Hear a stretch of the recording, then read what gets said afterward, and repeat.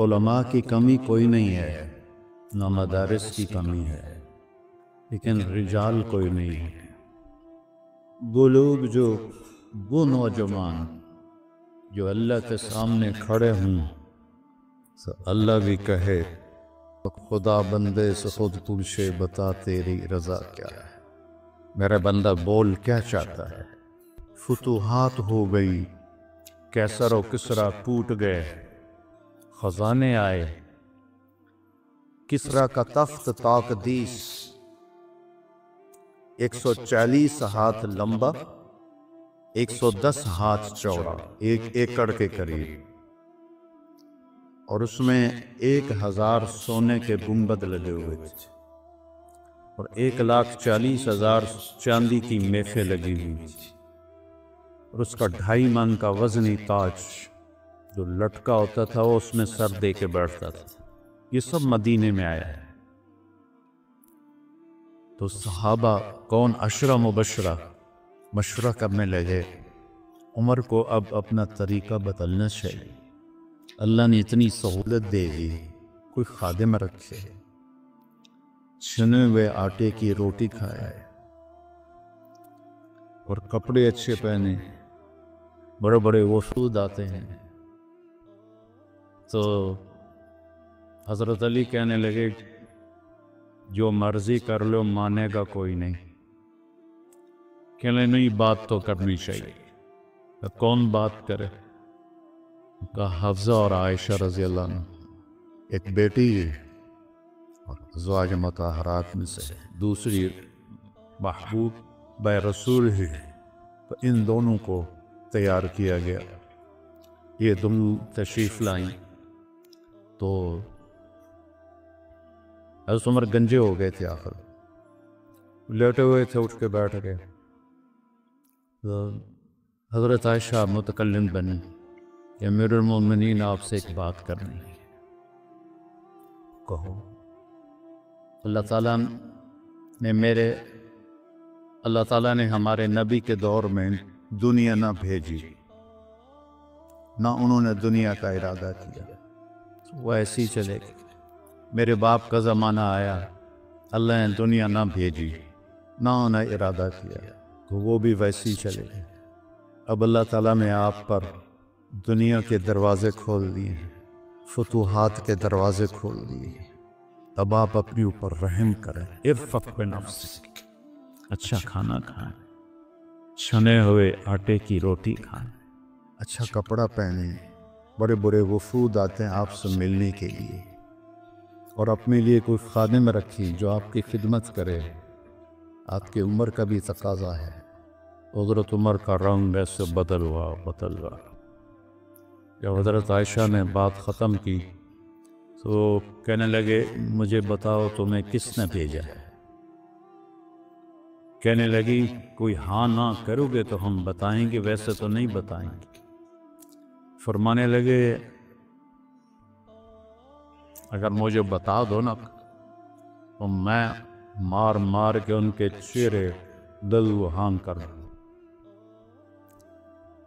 तो फिर वो रो पड़े। फिर कहने लगे, हफ्सा तू घर वाली है ना? ये बता, अल्लाह के नबी ने दिन में कभी 2 दफ़ा खाना खाया? सुबह खाया तो शाम नहीं खाया, शाम खाया तो सुबह नहीं खाया। कहने लगे, अल्लाहुम्मा नाम।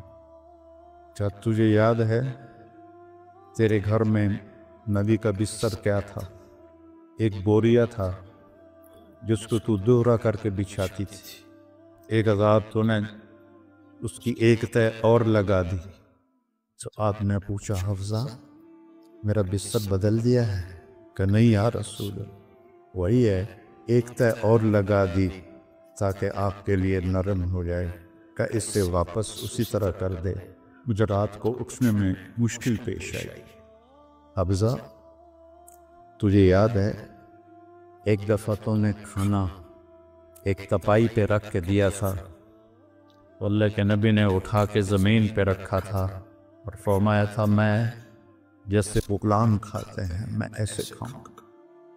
और तुझे याद है अल्लाह के नबी के पास एक ही जोड़ा होता था और उसको खुद धोते थे, और बिलाल आकर कहते थे कि या रसूल अल्लाह अस्सला, तो आप फरमाते थे बिलाल मेरे कपड़े खुश्क नहीं हूं। नमाज लेट हो जाती थी कि दूसरा जोड़े नहीं होता था। कहने की जी क्या तुझे याद है कि एक दफ़ा जोड़ा भी नहीं था, रात में एक अंसारी औरत से चादर मंगवाई थी और वो लपेट कर जाके नमाज पढ़ाई थी, वो तुम्हें याद है? सारो कतार रोने लगे। फरमाया आयशा हफ्जा जिन्होंने तुम्हें भेजा है उन्हें जाते कहो कि 3 दोस्त हैं जो एक मंजिल की तरफ चले।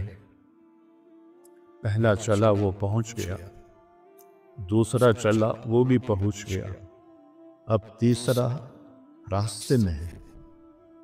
उनकी राह पर चलेगा तो उन तक पहुंचेगा, अगर उससे इधर उधर हुआ तो भटक जाएगा।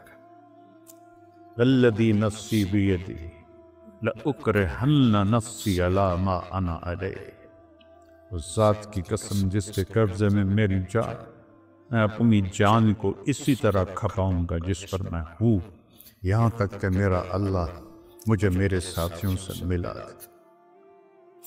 जब खंजर लगा और उम्मीद कोई न रही बचने की, तो आपने अब्दुल्ला बिन उमर को बुलाया और फरमाया कि जाओ अम्मा आयशा से कहो कि उमर अमीरुल मोमिनीन न कहना, अब मैं अमीरुल मोमिनीन नहीं हूँ। उमर अपने साथियों के पड़ोस में अगर की जगह चाहता है। जब वो तशरीफ़ ले गए तो हज़रत आयशा भी रो रही थी। उन्होंने रोते हुए अर्ज़ किया, अम्मा जान मेरा बाप उमर बिन खत्ताब अपने साथियों का पड़ोस चाहता है।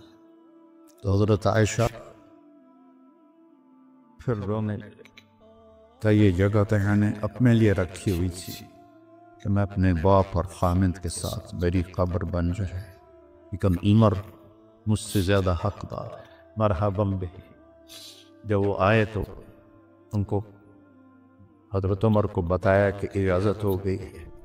कहा नहीं बेटा, हो सकता है मेरे शर्म में इजाज़त दी हो, जब मैं मर जाऊं और मेरा जनाजा लेके दरवाजे पर पहुंचो तो दरवाज़ा पर जनाजा रख देना और फिर अंदर जाके दोबारा इजाज़त लेना। उस वक्त इजाज़त मिले तो अंदर ले जाना, वरना मुझे बकी में दफन कर दे। हज़रत अली और हज़रत हसन आए तो घबराहट देखी। अली ने फरमाया मौत से डर गए? तो सुन, नहीं, मौत से नहीं, माँ बादल मौत से डर रहा। कौन है? लोकाना बादी नबी लकाना, बोल लकाना उमर। कह रहा मौत नहीं, मौत के बाद से डर रहा। तो हज़रत अली ने फरमाया न डरो, मैं गवाही देता हूँ, मैंने अपने नबी से सुना कि सैयदा कबूल अहलिल जन्नत अबू बकर व उमर। हज़रत उमर कहने लगे हशर के दिन गवाही लूक? फरमाए मैं भी दूंगा, मेरा बेटा हसन भी देख साथ। वो तशरीफ ले गए। पीछे मौत के आसार नजर आए तो उनका गोद में सर था बेटे अब्दुल्ला बिन उमर की। तो कहने लगे दानी अल अर्ज़, वो ये ज़मीन पर डाल। तो उनका दिल नहीं माना तो उनने पिंडली पे सर रख दिया। लगे भाई तेरा नास हो, सुनते नहीं हो क्या कह रहा हूँ, ज़मीन पर डाल। हम मस्जिद में दाखिल हुए। आपके दाएं तरफ अबू बकर थे, बाएं तरफ उमर। आपने फरमाया हमें देख रहे हो? सहाबा से कहा जी। कहा कला अनुशरयो वाला, इस तरह हम माशर में उठेंगे कि मेरे दाएं अबू बकर होगा और बाएं मेरे उमर होगा।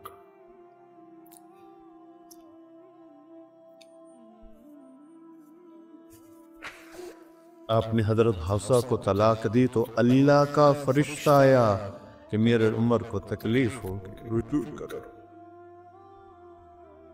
रुजू करो। अपने नबी की मंशा के खिलाफ अल्लाह ने फैसला लिया कि मेरे उमर को तकलीफ होगी, रुजू करो।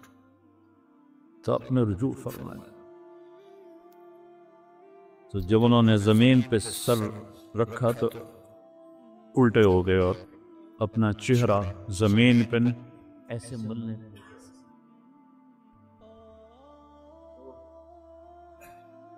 वैलुल लक वलिउम्मिक या उमर इल्लम यगफिर लक रब, वैलुल लक वलिउम्मिक या उमर इल्लम यगफिर लक रब, वैलुल लक वलिउम्मिक या उमर इल्लम यगफिर लक रब्बुक। यही कहते कहते जान निकल गई। तो बर्टन रसल ने कहा, जो एक दहरिया था, अंग्रेज मुफक्किर, अगर एक उमर और होता तो पूरी दुनिया में इस्लाम हो